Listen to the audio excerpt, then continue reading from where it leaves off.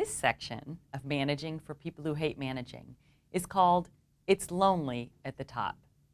There's a few reasons why it's lonely at the top. And let's start with the idea that many managers don't want to be managers to start with. However, they don't want to share their concerns with others because they think they might potentially be labeled as not knowing what they're doing or being negative. Let's look at some statistics. According to Development Dimension International, only 23% of managers really want to be managers in the first place.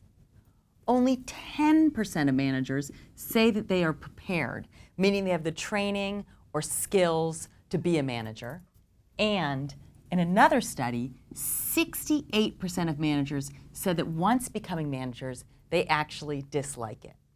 Now, what's important to know is that all these studies were done anonymously. So these numbers came out fairly realistically. When people are just talking, they don't want to admit they don't like managing, which is completely understandable.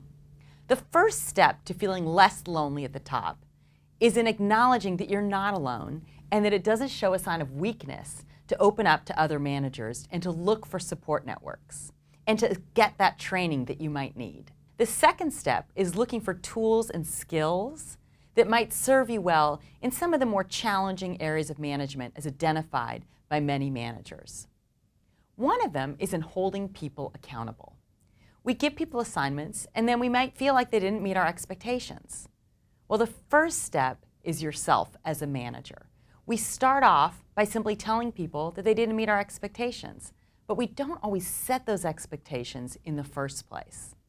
So there's something I call the URSA method, giving people accountability in a way that sets them up to succeed.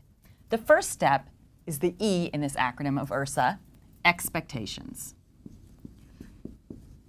At the very beginning of your work with someone or the beginning of a new project with someone, set clear expectations of what each of you expect that person to get or give in the context of this particular assignment. The next step is to relinquish control.